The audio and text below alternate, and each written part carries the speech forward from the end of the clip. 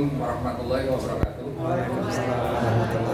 Pertama-tama mari kita panjatkan puji syukur kehadiran Allah Subhanahu wa taala bahwa dalam suasana yang rintik-rintik ini alhamdulillah kita diberi kesempatan untuk tetap hadir di ruang ini dalam rangka memperkenalkan pengobatan akhir zaman ya, sebagai alternatif untuk kita mendapatkan kesehatan tanpa obat, tanpa operasi, tanpa alat, dan tanpa jimat.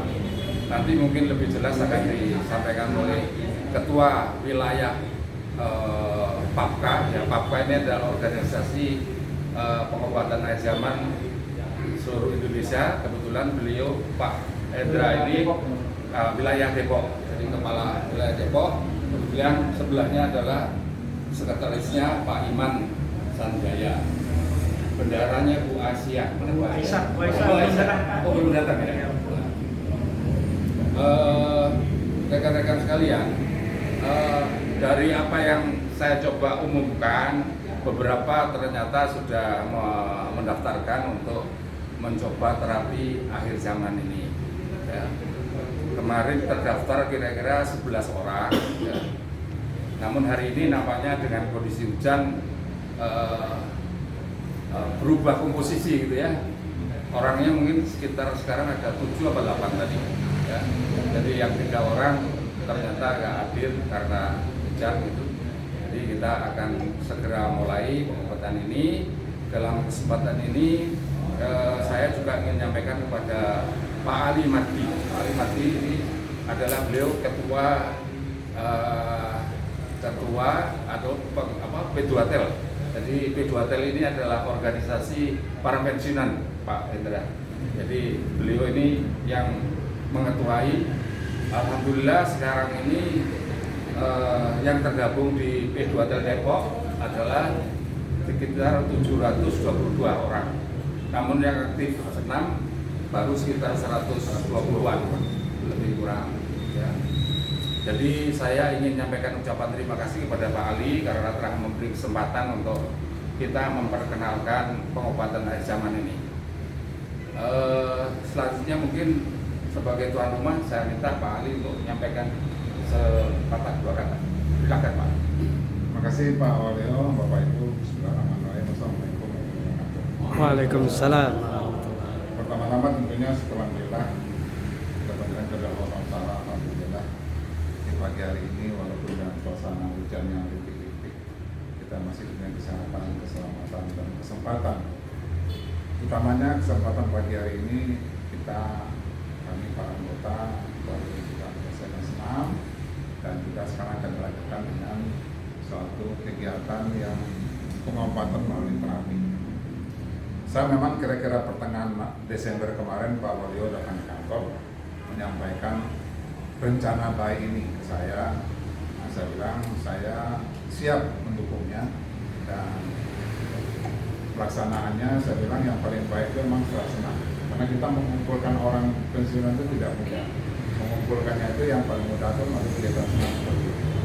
Nah sebenarnya kita anggota senam itu kalau berdasarkan daftar hadir yang pernah ikut senam di tempat kita itu hampir 200 orang.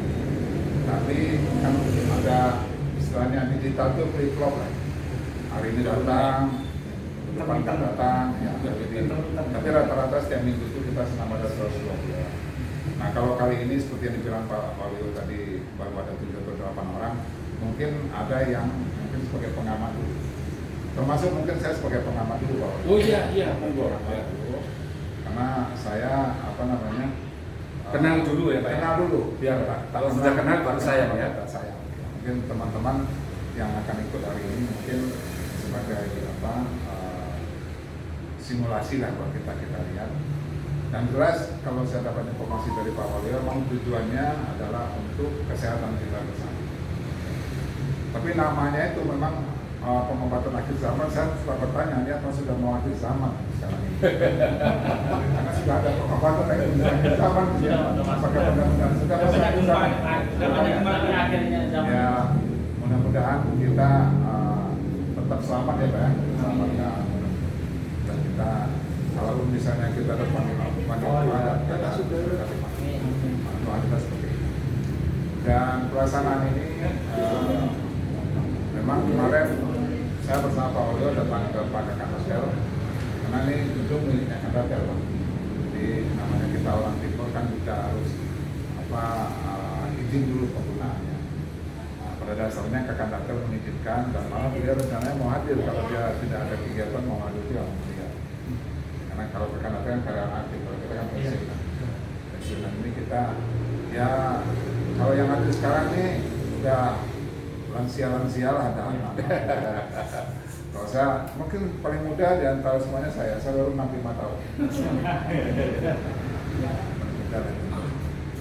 Itu aja mungkin Pak Waluyo, saya ucapkan selamat dan saya terima kasih dari tim Papka ya, pas perkumpulan alumni pelatihan. Ya, moga-moga ini berkelanjutan ya Bapak Ibu ya, jadi jangan hanya sekali. Karena kalau hanya sekali mungkin hasilnya mungkin belum maksimal kalau ya harus berkelanjutan kalau kita mau mendapatkan hasil yang maksimal. Dan mungkin sebelum dimulai terapinya mungkin kami ingin penjelasan juga mungkin dari Mas Kasar kira-kira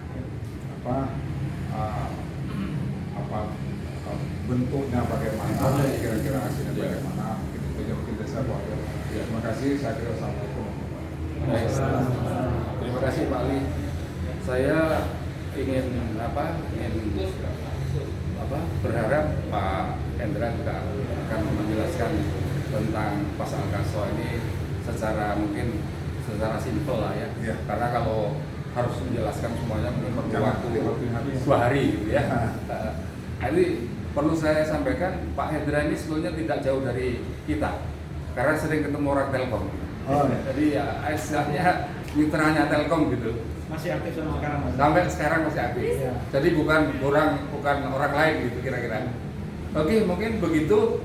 Kesempatan berikutnya saya persilakan Mas Hendra untuk ya ini ketua Papka ya, karena walaupun muda tapi beliau itu senior saya jauh gitu ya. Ya, kalau beliau sudah bersertifikat, saya belum. Jadi ini dalam rangka mencari sertifikat ini, makanya kita berusaha untuk membantu rekan-rekan sekalian. Terima kasih. Assalamualaikum warahmatullahi wabarakatuh. Silakan Mas Hendra. Assalamualaikum warahmatullahi wabarakatuh. Alhamdulillah pada kesempatan hari ini kami berterima kasih sekali yang pertama pada Pak Ali yang telah berkenan menerima kita dan memberikan kesempatan juga kepada kami untuk memperkenalkan yang pertama, yang kedua melakukan terapi dan yang kedua pada Pak Waluyo. Alhamdulillah beliau istilahnya yang membuka jalan lah sehingga kami bisa hadir di sini dan kita bisa bertemu dan semoga nanti bisa berkelanjutan ya Pak ya. Kemudian mungkin perkenalan dari kami, kalau saya Hendra, kemudian ini Mas Iman tadi Daniel. Nah, di sini ada Bude Wati. Nah, beliau ini juga istilahnya lebih senior dari saya. Paling senior Secara umur, tapi secara jalan gerak itu beliau paling lincah. Kemudian ada Bu Bunia, kemudian ada Bu Surati dan ada Bu Rani. Nah, kami ini kalau di sini saya bagikan ini kan ada namanya Gria Seroja di pojok ini Pak ya.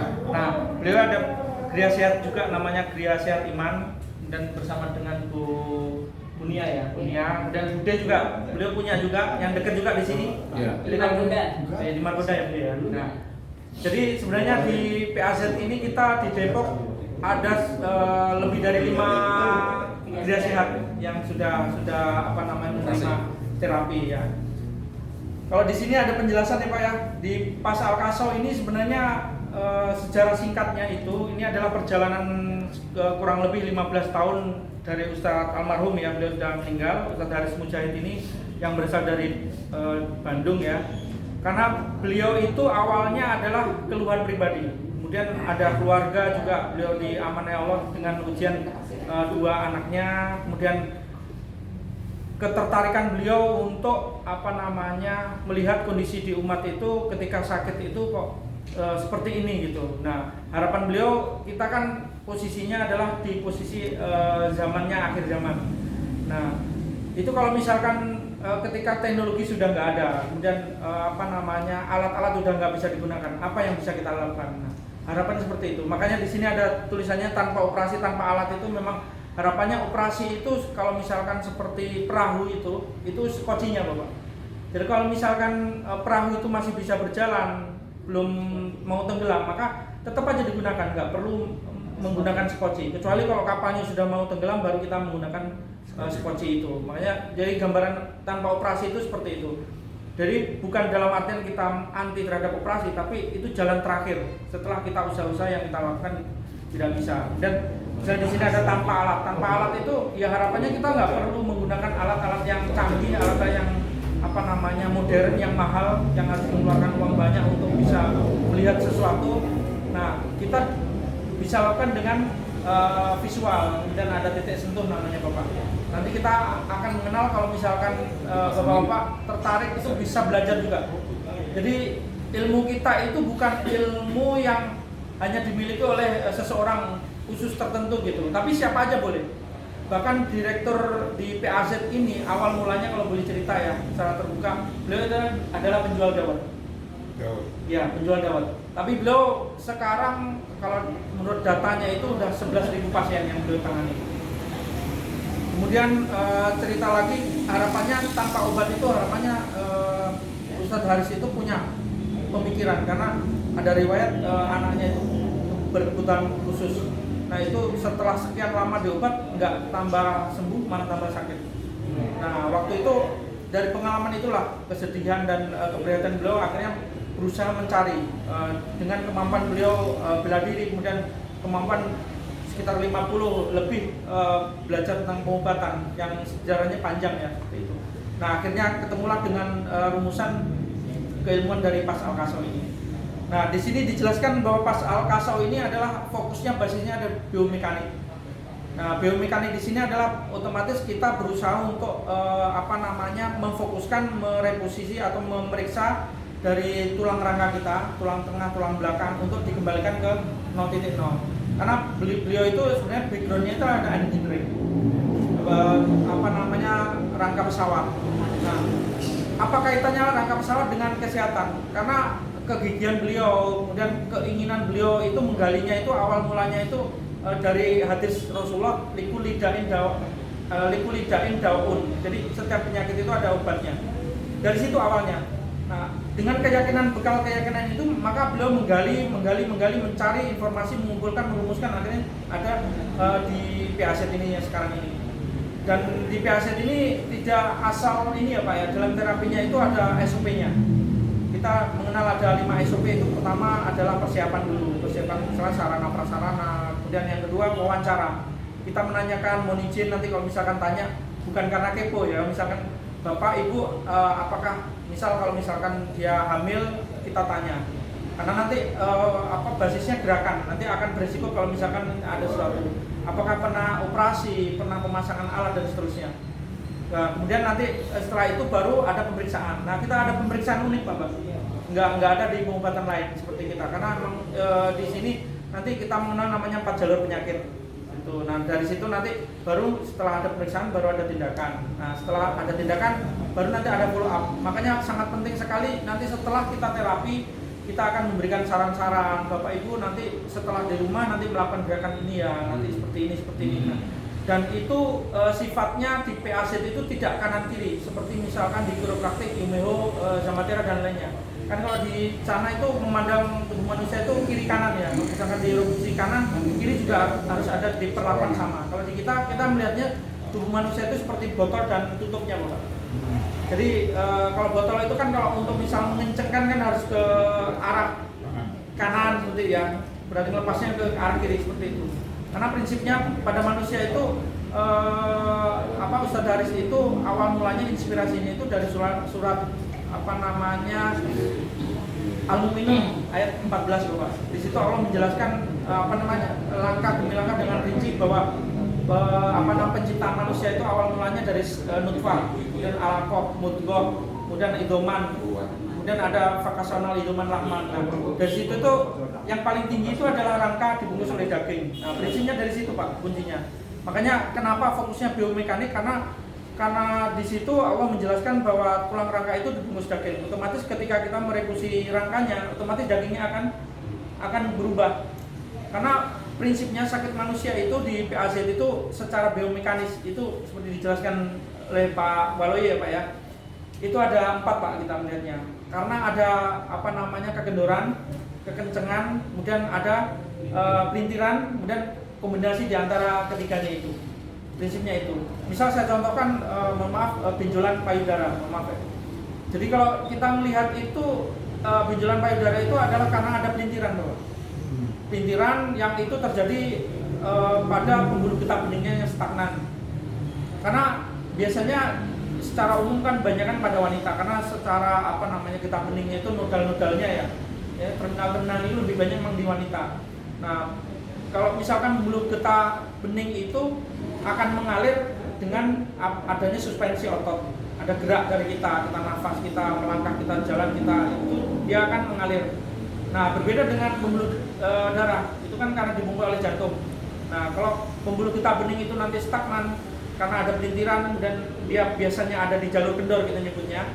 Nah, itu nanti akan terjadilah itu tadi benjolan.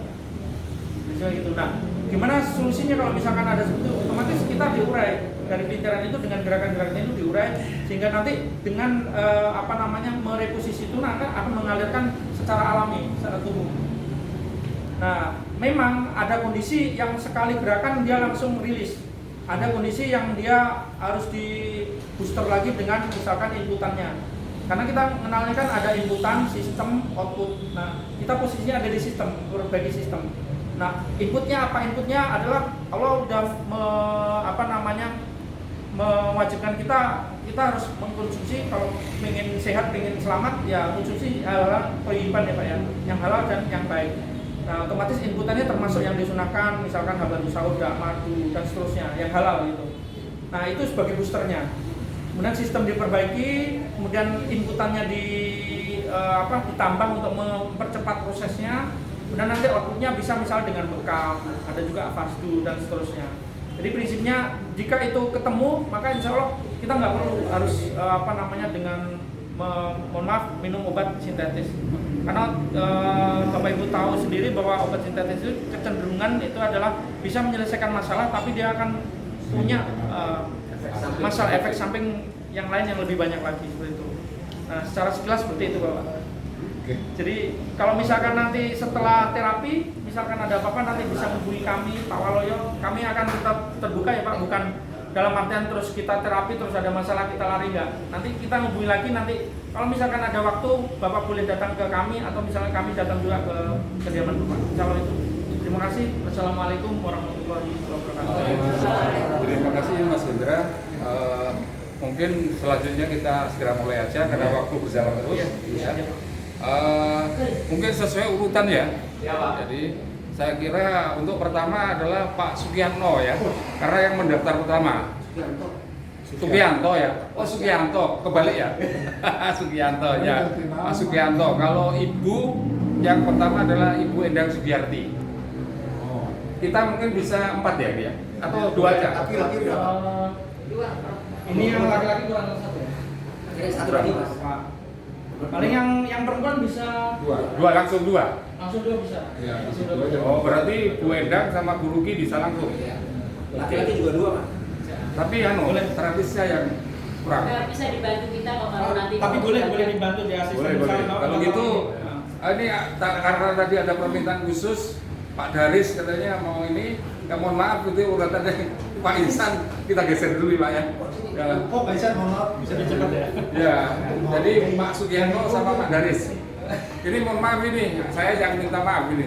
Sebetulnya yang daftar dulu Pak Insan. Lalu beliau ini ada kepentingan lain. Diizinkan ya Pak ya. Oke. Tapi kita bisa persiapan mulai. Nah, mungkin sambil langsung action ya. Pak Insan mohon maaf Pak Insannya. Sudah ini dulu Pak Insan.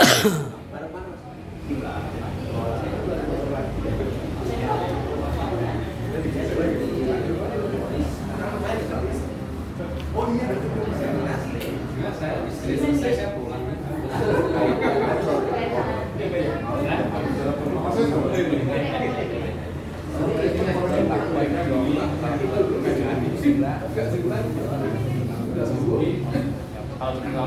tim Budi sudah. Saya minum obat. Ibu yang pasangan kita, Bang.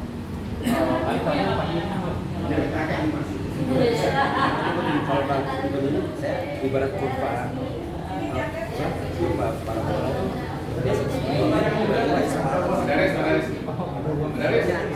Biasa oh ya betul. Pas akhirnya kan operasi, malah saya begini. Sudah 30 saya. Loh, Pak Garis tadi sudah ya? Udah diisi. Oh, belum sempat isi tadi.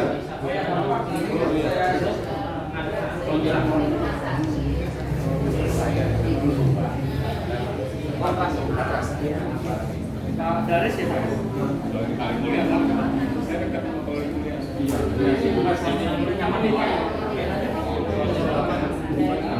Kalau untuk sementara disokin tapi nggak buat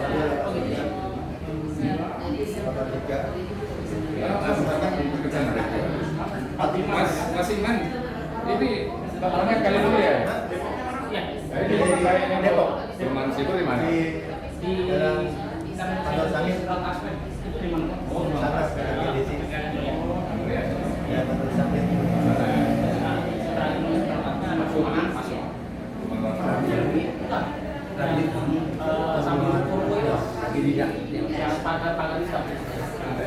Ya, nanti diteruskan Pak, terapi dulu ya.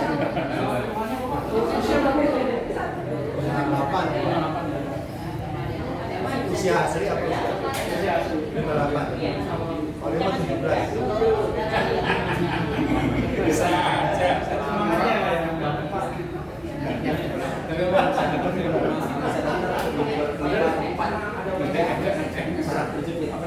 Banyak. Di sini sama ini Saring.